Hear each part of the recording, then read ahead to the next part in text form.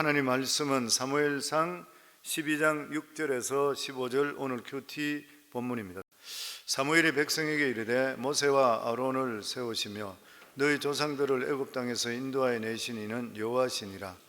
그런즉 가만히 서 있으라. 여호와께서 너희와 너희 조상들에게 행하신 모든 공의로운 일에 대하여 내가 여호와 앞에서 너희와 담론하리라. 야곱이 애굽에 들어간 후에 너희 조상들이 여호와께 부르짖으며 여호와께서 모세와 아론을 보내사 그 두 사람으로 너희 조상을 애굽에서 인도해내어 이곳에 살게 하셨으나 그들이 그들의 하나님 여호와를 잊은지라 여호와께서 그들을 하솔군 사령관 시스라의 손과 블레셋 사람들의 손과 모압 왕의 손에 넘기셨더니 그들이 저희를 치매 백성이 여호와께 부르짖어 이르되 우리가 여호와를 버리고 바알들과 아스타롯을 섬김으로 범죄하였나이다. 그러하오나 이제 우리를 원수들의 손에서 건져내소서.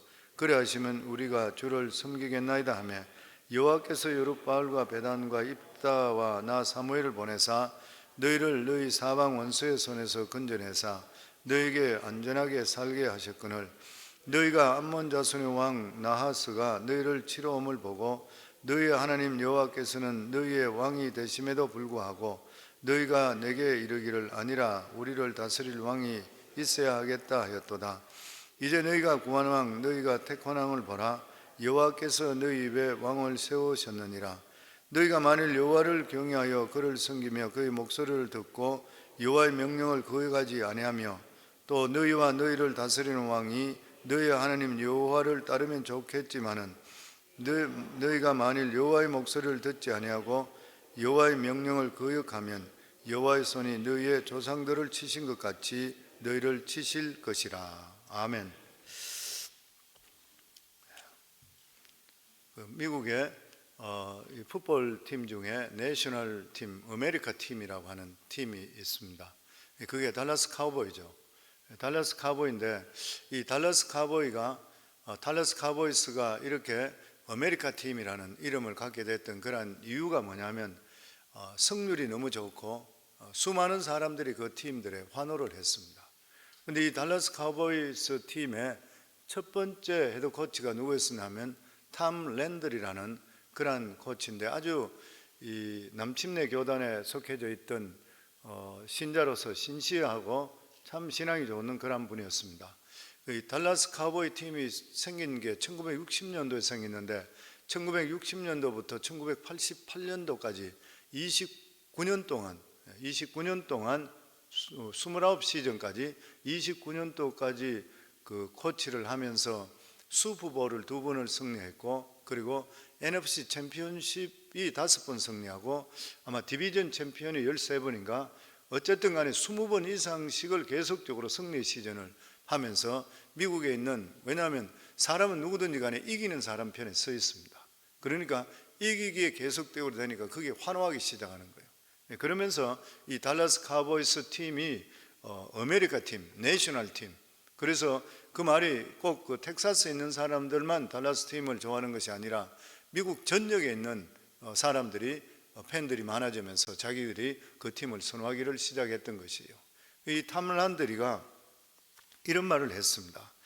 헤드 코치로 그가 그동안 있으면서 한 번은 그에게 감독이 하는 헤드 코치가 하는 것이 무엇이냐 이렇게 물었을 때 그가 이런 말을 했습니다. 나의 본분은 선수들이 하고 싶지 않는 일을 하도록 도와주어서 그토록 간절히 얻고 싶어 하는 것을 얻게 해주는 것이라. 자기의 목적이 감독의 목적이 그렇다는 거예요. 목회자들을 이야기할 때 팀의 코치로 보통 이야기를 합니다. 코치는 선수들을 훈련시켜서 개발하고 그래서 선수들도 성공하고 팀도 성공하게 만들어 주는 것이죠.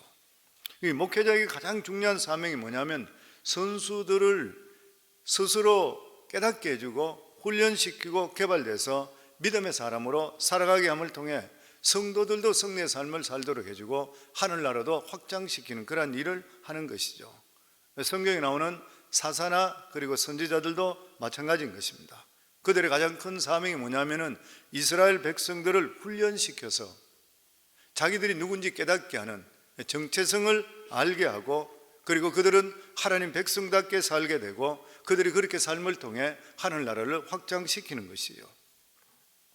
오늘 읽은 본문의 말씀은 사무엘이 이스라엘 백성들 앞에서 고별 인사하는 그런 내용입니다.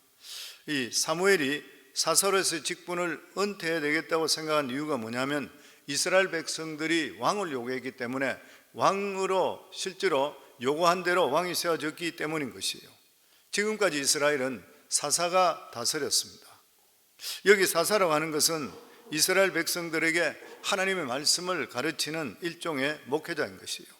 더 정확하게 말한다면 이스라엘은 하나님 말씀 안에서 이스라엘 백성들을 다스렸고 그리고 말씀이 이스라엘 백성들을 이끌어 주었던 것이에요.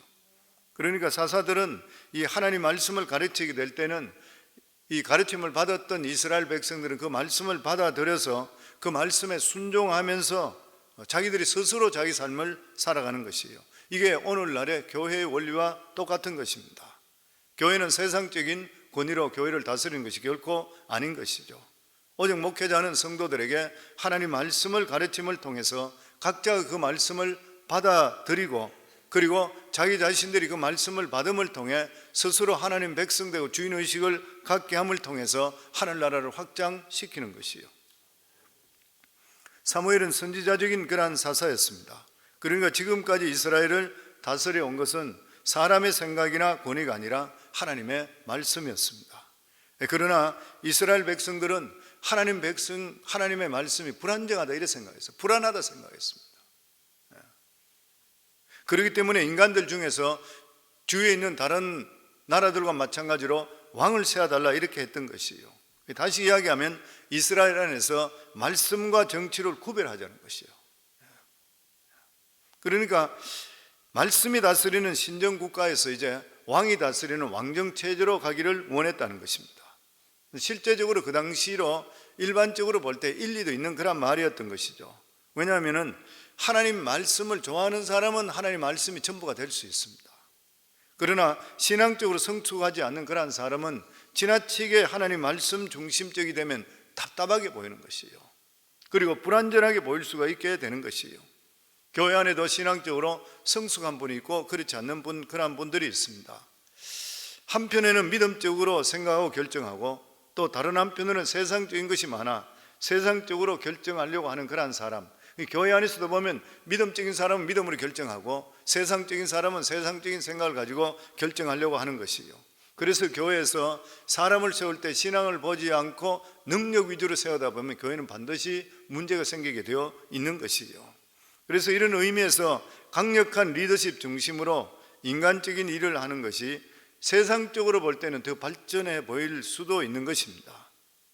그래서 이 한 나라 안에서 정치와 종교가 분리되는 것이 더 바람직할 수도 있는 것이에요. 왜냐하면 정치와 종교가 일치되어서 일이 잘 될 때는 좋지만 잘못되면 다 같이 무너지기 때문인 것입니다. 그러나 하나님께서는 이스라엘 백성들이 말씀의 이 통치 체제에 들어오기를 원했습니다. 왜냐하면 하나님의 백성들이 하나님 말씀에 복종만 하기만 한다면 하나님의 능력이 이스라엘 백성들에게 임해서 이스라엘 백성들이 생각할 수 없는 놀라운 역사를 일으키기 때문인 것이에요. 그런데 이스라엘 백성들이 수준이 그렇게 되질 않는 거예요. 그만한 수준에 이르지를 않는 것이에요. 그래서 인간적인 왕을 세워서 그들은 안정되기를 원했던 것입니다. 국가를 통치하는 데 의해서도 어느 정도 상식적으로 문제를 해결한 것은 일리가 있다 이렇게 생각합니다. 지난번에 그 미국의 그 대법관으로 세워졌던 브렉 캐버너, 이 사람이 자기가 그때 이 대법관으로 서면서 이야기했던 게 생각나는데, 자기는 지금까지 법을 전공하고 법을 다 했지만 항상 자기 마음속에 있는 것이 어머니가 자기에게 줬던 말이 생각이 나. 자기 어머니도 역시 변호사인가 그래요. 어머니가 자기에게 줬던 말이 뭐냐면 모든 법은 상식 위에 있어야 된다. 상식 안에 있어야 된다. 상식을 벗어날 수 없다. 항상 그걸 생각하라는. 그래서 자기는 항상 그것을 생각했다 그래요. 그래서 지금까지 자기가 여기까지 왔다 그렇게 이야기했습니다. 신앙 중심적인 사람 중에 대단히 독선적인 사람들이 있습니다. 간단하게 상식적으로 해결할 수 있는 문제도 불구하고 하나님 말씀대로 한다고 해서 너무 복잡하게 만드는 그런 경우들도 있는 것이에요. 우리는 신앙생활을 하면서 이 상식적인 분별력을 절대 무시해서는 안 되는 것이에요. 그렇지 않으면 독선에 빠질 그런 위험이 있는 것입니다. 사무엘은 이 사울을 왕으로 세우고 나서부터 사사건건이 충돌합니다. 그러니까 사울과 사무엘이 이 상식적으로 틀린 것이 아니라 성경적인 원리에 대해서 근본적으로 차이가 있는 것이에요. 결국 나중에 사무엘은 자기가 기름 부어 세웠던 이 사울을 폐위까지 시키는 것이에요. 이와 같이 성경적인 데서 상식적인 것을 포용하는 것은 가능한데, 이 상식적인 데서 성경적으로 오는 데는 굉장히 힘든 거예요. 사무엘은 은퇴를 선언하면서 그동안 자기가 사역을 하면서 조금이라도 남에게 탈취한 것이 있든지 또 뇌물을 받은 것이 있으면 나에게 이야기하라, 그렇게 이야기합니다. 그러니까 백성들 앞에서 자기가 은퇴하는데 내가 너희들 중에서 뇌물 받았든지 아니면 너희 것을 억지로 빼앗은 적이 있느냐, 그러면 나에게 이야기하라. 그 말이 뭐냐면은 사무엘은 자기의 지금까지 평생의 모든 사역을 평가받는 데 있어서 내가 얼마나 중요한 일을 했고 내가 얼마나 큰 일을 했다는 것으로 평가받으려고 하는 것이 아니라 내가 얼마나 깨끗했냐를 통해서 평가받으려고 하는 것이에요. 이게 굉장히 중요한 이야기입니다. 이것이 바로 하늘나라의 평가 원칙인 것이에요. 우리는 이 세상에 살아갈 때에 어떤 사람을 평가할 때는 그 사람이 어떤 일을 했느냐, 어떤 업적을 많이 이루었느냐, 이런 것들을 치적을 두면서 그 사람을 평가하는 것이에요. 그런데 하나님의 일은 그가 얼마나 깨끗했고 얼마나 죄에 오염되지 않았으냐, 이것에 대해서 평가를 받는 것이에요. 왜냐하면 이 세상은 죄로 말미암아 용광로 같이 들끓고 있기 때문인 것입니다. 아마 이 세상에 죄로 물들지 않는 사람은 아무도 없을 것이요. 처음에는 참신했다가 나중에 시간이 흐르고 나서 오염되고 변질되기가 너무나도 쉬운 것이요. 끝까지 하나님 앞에서 정직할 수 있는 사람이 극히 드문 것이죠. 그런데 하나님 앞에서 정말 끝까지 정직할 수 있는 사람은 하나님 앞에 자기 자신이 죽는 사람이에요. 내 것이 없어야 되고 내 명예도 없어야 되고 내가 바라는 것 오직 하나님만 나타나기를 원하지 않고는 우리 삶이 정말 정직하게 살아갈 수 없는 것이에요. 그러니까 내 힘으로 안 되는 거예요. 이게 우리 힘으로 절대 될 수가 없는 것입니다. 이거는 그렇기 때문에 우리가 믿음에 살면서 살수록 뭐를 느끼냐면은 내가 할 수 있는 일은 없고 하나님은 은혜가 아니고는 내가 살 수 없다가 끊임없이 우리가 고백될 수가 있어야 되는 것이에요. 예수님도 산상수훈에 보면 하나님과 재물을 겸하여 섬기지 못하느니라 그랬습니다. 왜 우리 믿는 사람들이 재물을 섬기면 안 되고 하나님만 섬겨야 되는 것인가? 왜냐하면 재물을 위해서 일하는 그러한 사람은 절대로 끝까지 순수해질 수 없기 때문인 것이요. 오직 하나님께 모든 것을 맡기고 하나님이 주시는 능력 안에서 우리가 최선을 다하는 사람이 끝까지 타락하지 않고 오염되지 않고 맡은 일에 충성할 수 있기 때문인 것이요. 그래서 사무엘은 사사일을 하면서 어느 누구의 소나 낙이나 혹은 다른 사람을 압제하든지 뇌물 받은 적이 없다고 당당하게 지금 밝히고 있는 것이 이게 참 귀한 일인 것이죠. 그리고 사무엘은 은퇴하면서 하나님이 지금까지 이스라엘 백성들을 어떻게 인도해 주신지에 설명하고 있습니다. 우리 6절부터 저희들 10절까지 다시 한번 같이 읽겠습니다. 사무엘이 백성에게 이르되 모세와 아론을 세우며 너희 조상들을 애굽 땅에서 인도하여 내신 이는 여호와시니 그런즉 가만히 서 있으라. 여호와께서 너희와 너희 조상들에게 행하신 모든 공의로운 일에 대하여 내가 여호와 앞에서 너희와 담론하리라.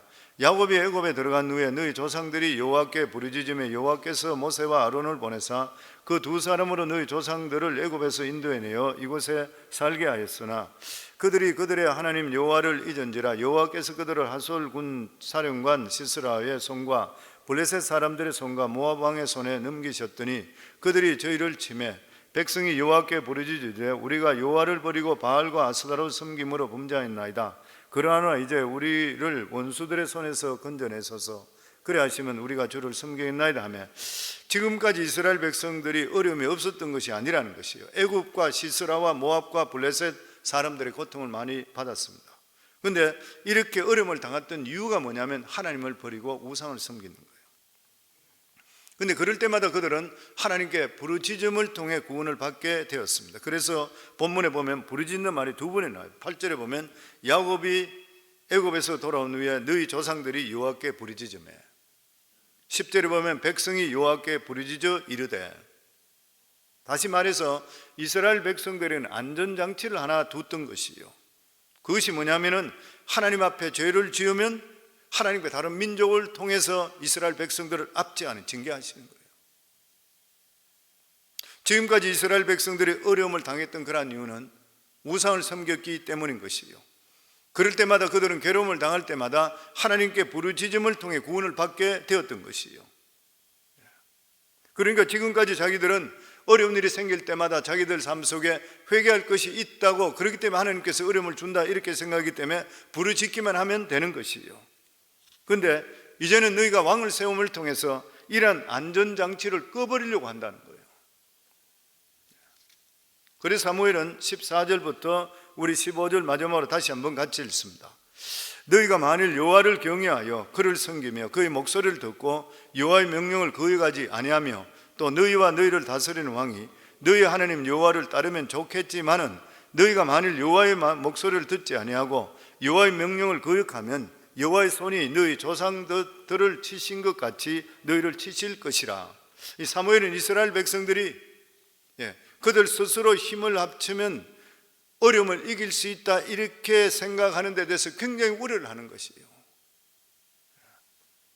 다시 말해서 하나님의 말씀을 젖혀놓고 왕과 백성들이 그냥 의견을 일치하게 될 때는 아무도 그를 막을 수가 없는 것이에요. 그러나 구원은 어디서 오냐면 하나님께로 오는 것이에요. 그들을 복을 주시고 그들이 살게 하는 것은 하나님이신 것이에요.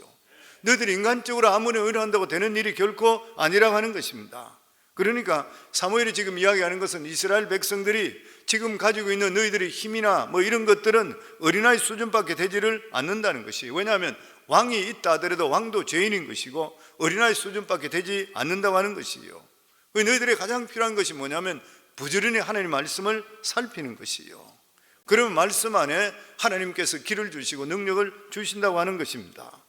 그래서 이스라엘 왕이 해야 될 것이 뭐냐면 자기 야망이나 자기 욕망에 따라서 백성을 절대로 선동해서는 안 되는 것이에요. 만약에 왕이 그렇게 되면 백성들이 따라가 버리는 것이 그냥 그대로. 그 왕이 백성들의 마음을 도둑질함을 통해서 망하게 만드는 것이 보면 이게 이스라엘의 역사였었습니다. 그래서 하나님께서 다윗을 통해 복을 주시는 것이, 다윗의 왕으로 세우는 왕만 한 사람만 바로 서게 된다면 이스라엘 백성 전체가 복을 받게 만들었던 거예요. 그런데 왕들이 바로 서지 못하게 되니까 실제적으로 이스라엘 백성들은 그냥 따라가 버리는 것이잖아요. 리더가 얼마나 중요한지 몰라요. 우리 오바마 대통령 잘 알잖아요. 저는 뭐 흑인으로서 오바마가 대통령 되기 때문에 우리 대한민국 한국 사람에게도 대통령이 될 수 있는 그러한 길을 열어준 사람, 대단한 사람이죠. 그리고 똑똑한 사람이고 뭐 여러 가지 많은 일을 많이 했지만 특별히 동성애에 대해서만은 하나님 앞에 큰 죄를 저지른 것이잖아요. 왜냐하면 자기가 합법화를 시켜버렸잖아요. 근데 그때 제가 보고 놀란 게 뭐냐면은 그 대통령이 합법화를 시키는 동시에 대통령 추종하는 막 각 기업들 이런 데서 다 자기들이 합법화 시켜버리잖아요. 다 합법화 시켜버려요.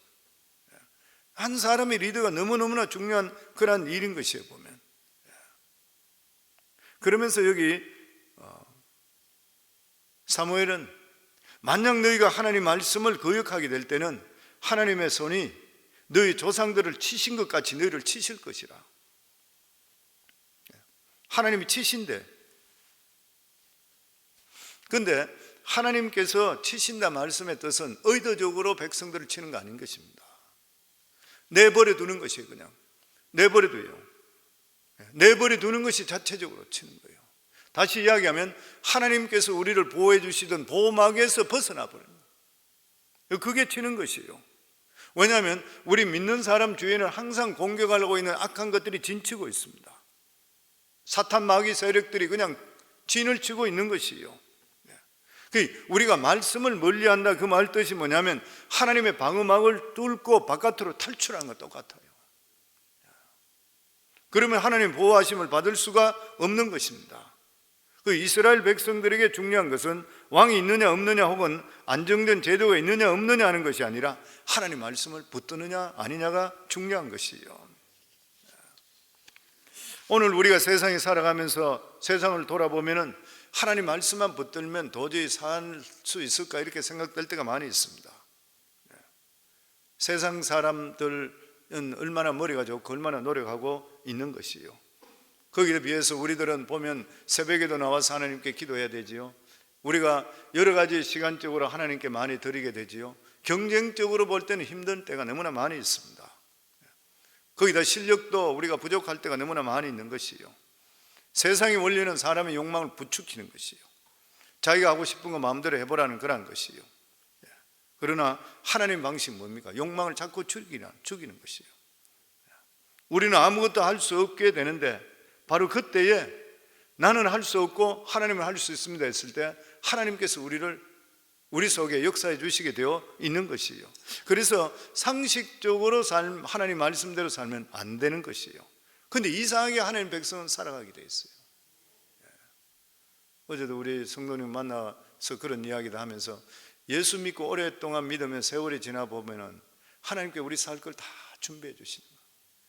맞습니까? 그럼 다 맞다 그래요. 안 돼야 되는데 다 평탄한 삶을 살게 돼 있고 필요한 것들 다 채워주시게 돼 있어요. 내가 세상적으로 부딪혀서 막 인간적으로 잘할 것 같은데 한 4, 50세만 지나가 보면 내 마음대로 안 된다는 거 다 알고 계시잖아요. 보면은. 왜 그런 것입니까? 하나님의 백성의 길은 따로 준비되어 있기 때문인 것이요. 그래서 시편 127편에도 그런 말이 있습니다. 여호와께 집을 세우지 아니하시면 세우는 자의 수고가 헛되며 여호와께서 성을 지키지 아니하시면 파수꾼이 깨어 있음이 헛되도다. 너희가 일찍 일어나고 늦게 누우며 수고의 떡을 먹음이 헛되도다. 그러므로 여호와께서 그의 사랑하는 자에게 잠을 주시는도다.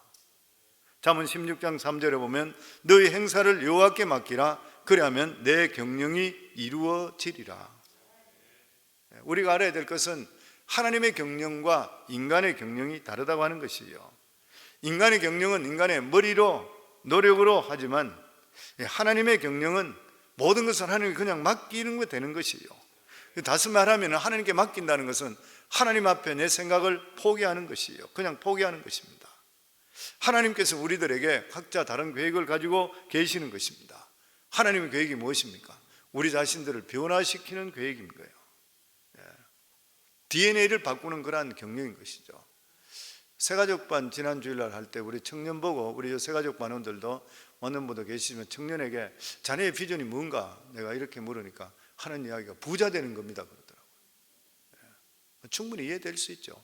왜냐하면 우리 예수 믿는 사람들도 예수 잘 믿으면 하나님께서 은사를 주시면 부자 되지요. 또 그리고 부자가 또 되면서 하나님 일 많이 하게 되는 것이죠. 그런데 예수 믿는 것이 부자가 목적이 돼서는 안 되는 것이죠. 그런데 충분히 이해가 되는 게 뭐냐면 성령 받고 하나님을 확실히 알게 될 때는 그게 바뀌기 시작합니다. 왜냐하면 우리 속에 DNA가 따로 들어가는 것이거든요. 하나님의 성령이 우리 속에 들으면 우리가 변화되기 시작할 때는 내가 지금까지 가지고 있던 가치관이 바뀌는 것이에요. 이전 것은 지나갔으니 보라 새 것이 되었다 되는데 우리 자신이 새로운 피조물이 될 때 뭐가 바뀌냐면 가치관이 바뀌고 정체성이 바뀌는 거예요. 그럼 내가 정체성이 누군지를 내가 깨닫게 될 때는 그전까지는 세상적으로만 살아가는 것이 나의 정체성이고 성공이 정체성이었다가 하나님을 온전히 알게 되게 되면서부터 하나님의 자녀가 된다는 걸 알고 자녀답게 살아가기 시작하는 거예요. 그렇게 될 때는 가치관이 바뀌어서 돈을 벌더라도 그 돈을 무엇을 위해 써야 되는지가 깨달아지기 시작하는 것이에요. 만약 그것이 없이 그냥 돈만 번다 그런 것 같으면 그 사람은 진짜로 재물이 우상이 되어버리는 일이잖아요. 그게 우리가 하나님께서 우리 삶을 경영한다는데 가장 중요한 게 뭐냐면 내 인생을 하나님께 새 것으로 바꿔주는 것이에요. 지금까지 깨닫지 못한 것을 바꿔주게 되어 있는 것이요.